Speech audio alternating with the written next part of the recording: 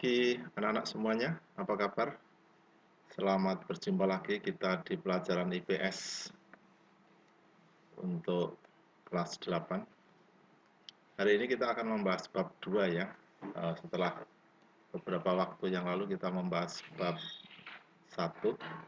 Bab 2 mengenai pengaruh interaksi sosial terhadap kehidupan sosial kebangsaan. Di bab ini ada 3 materi pokok. Yang pertama, mobilitas sosial. Yang kedua, tentang pluralitas. Dan yang ketiga, konflik dan integrasi. Yang pertama, hari ini kita akan membahas dulu mengenai mobilitas sosial. Apa itu mobilitas sosial? Berasal dari bahasa Latin mobilis yang artinya bergerak dari suatu tempat ke tempat lain. Sosial itu sekelompok manusia atau masyarakat.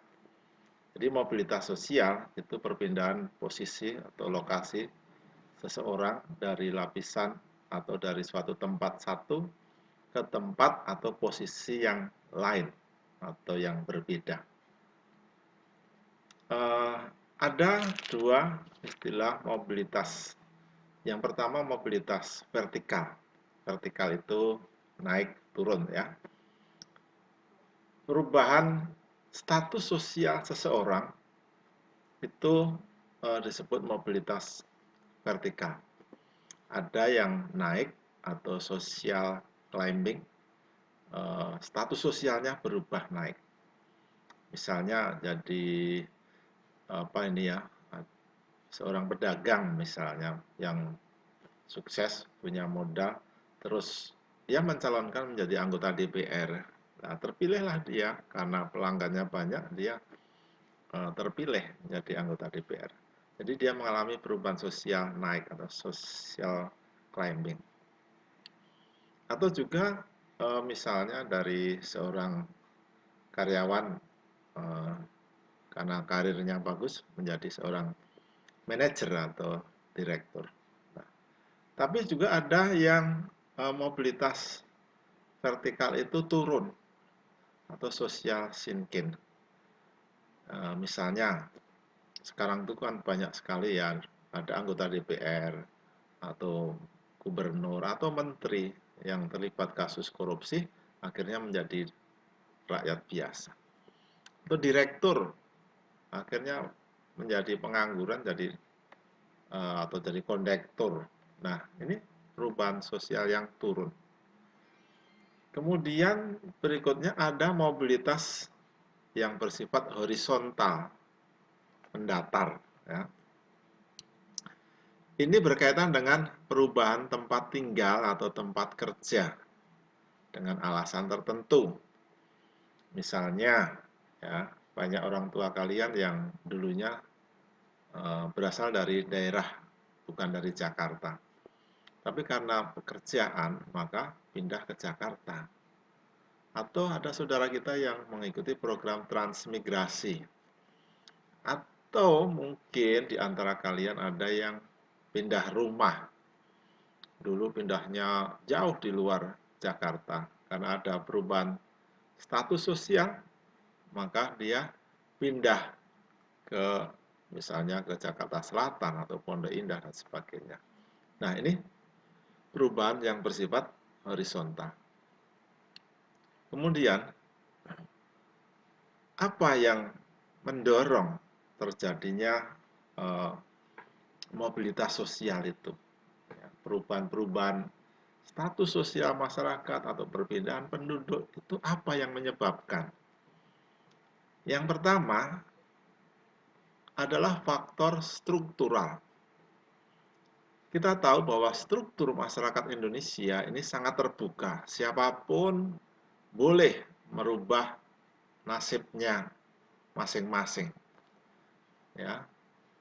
Semua orang bisa meniti karir sampai menjadi presiden pun tidak masalah. Karena mobilitas sosial di Indonesia bukan berasal dari keturunan. Misalnya dari presiden terus anaknya harus menjadi presiden, bukan ya, bukan sistem monarki ya, tapi struktur kita adalah eh, yang terbuka, siapapun boleh merubah nasibnya asalkan dia rajin, pinter, tekun, ya, berkualitas, jujur, dedikasinya bagus, maka dia akan mengalami perubahan eh, status sosial dengan mudah dan cepat. Yang kedua, faktor individu. Keberhasilan individu sangat ditentukan oleh sikap, daya juang, atau perilaku individu tersebut. Contohnya, sama-sama seorang sarjana, lulus tahun yang sama. Belum tentu nasibnya sama, tergantung dari sikap dan perilaku individu masing-masing. Kalau di Tarakanita itu ada conviction, ya, daya juang. Ya. Daya juangnya berbeda, maka masa depannya juga berbeda-beda. Berikutnya adalah yang mendorong perubahan sosial adalah faktor sosial itu sendiri. Kondisi sosial masyarakat, ketidakpuasan dengan status sosial seseorang sekarang, dia mendorong seseorang itu berjuang untuk berubah. Pokoknya saya harus keluar dari cengkeraman kemiskinan ini. Ya. Misalnya, orang yang tadinya miskin, memiliki cita-cita yang tinggi, dia rajin belajar, gigih, akhirnya dia bisa menjadi sarjana, lalu menjadi pegawai, lalu di kantornya pun karirnya bagus, dia bisa menjadi manajer dan direktur. Nah, ini tergantung dari kondisi sosial masing-masing. Ya, kondisi sosial yang melilit, masa lalunya yang sulit, lebih memicu atau memacu seseorang untuk berjuang maju. Berikutnya faktor ekonomi. Masyarakat yang ekonominya baik akan lebih mudah melakukan mobilitas sosial. Nah, ini banyak sekali ya. Meskipun ya belum tentu orang kaya anaknya pasti menjadi sukses ya. Tapi ada kemungkinan besar orang kaya bisa menyekolahkan anaknya sampai tingkat yang lebih tinggi. Orang kaya bisa mencalonkan diri menjadi bupati, wali kota, gubernur. Nah, ini ekonomi dulu ya, sudah si tangan ya modalnya. Jadi tinggal individu tadi, faktor individu yang sebelumnya kita bahas tadi. Ya, ekonominya punya modal, daya juangnya tinggi, nah, jadilah ya. Dan akhirnya status sosialnya berubah menjadi naik. Kemudian yang faktor politik. Stabilitas sosial politik berpengaruh terhadap mobilitas sosial. Misalnya situasi sosial politik sekarang di bangsa Indonesia sekarang ini stabil. Ini mendorong mobilitas vertikalnya cepat.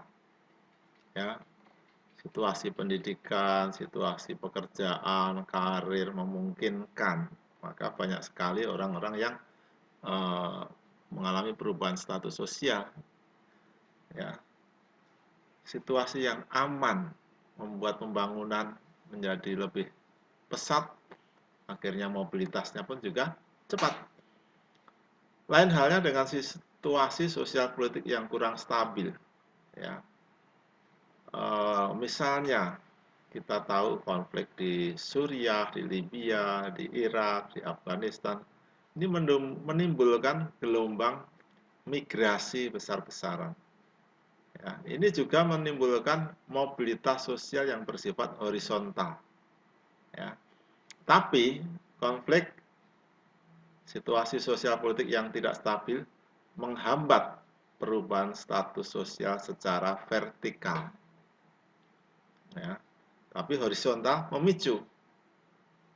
Ada pengungsi Rohingya dari Myanmar karena konflik situasi politik di daerah negara asalnya. Kemudian yang F, kemudahan dalam akses pendidikan. Kita tahu bahwa pendidikan di zaman kolonial itu hanya orang-orang Belanda, lalu keturunan Tionghoa, dan orang-orang yang golongan ningrat yang mendapatkan fasilitas pendidikan yang lebih layak. Nah, untuk rakyat biasa itu ya kodratnya harus menerima kodratnya. Nah, sekarang kemudahan akses pendidikan setelah zaman Orde Baru, Orde Lama, Orde Baru, ini juga masih ya belumlah bisa dibilang terbuka untuk umum, ya masih golongan orang kaya yang memiliki kesempatan belajar sampai tingkat yang lebih tinggi. Nah, beda dengan zaman sekarang ya anak-anak, semuanya wajib belajar, wajib sekolah. Bahkan sekarang sekolah gratis, masih dikasih ada KIP, ya ada KJP. Ini kurang apa? Jadi semua rakyat miskin pun bisa menjadi pemimpin negeri ini asalkan dia pinter, mendapatkan beasiswa, ada kartu Indonesia Pintar dan sebagainya. Nah, ini akses pendidikan sekarang ini bagus, tergantung faktor individu tadi, daya juang. Ya, kalau memiliki daya juang dan integritas yang bagus, maka perubahan status sosial akan cepat naik. Nah, itu tadi faktor-faktor yang mendorong terjadinya mobilitas sosial. Namun juga ada faktor yang menghambat. Kemiskinan. Kemiskinan berdampak pada rendahnya pendidikan dan modal usaha, menyebabkan mobilitas seseorang secara vertikal itu rendah. Kenapa? Ya tadi, sudah modalnya mepet, daya juangnya kurang, ya sudah, perubahannya lambat. Lain halnya kalau memiliki daya juang faktor individu yang bagus, akan mengalami perubahan yang bagus. Tapi udah faktor kemiskinan, daya juangnya rendah individunya, maka mobilitas sosialnya pun juga akan rendah.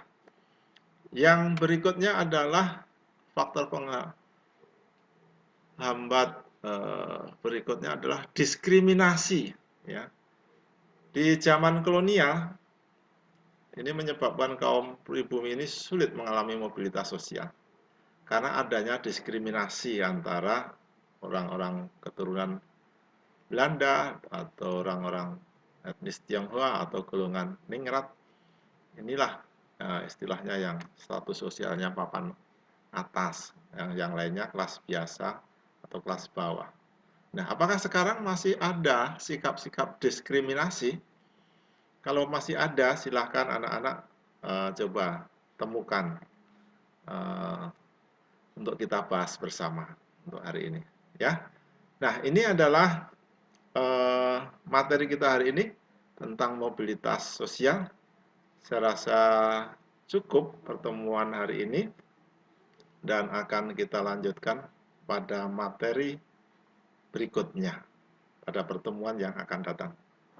Nanti kalau ada pertanyaan akan kita bahas pada pertemuan berikutnya. Sekian dari saya, terima kasih dan selamat siang.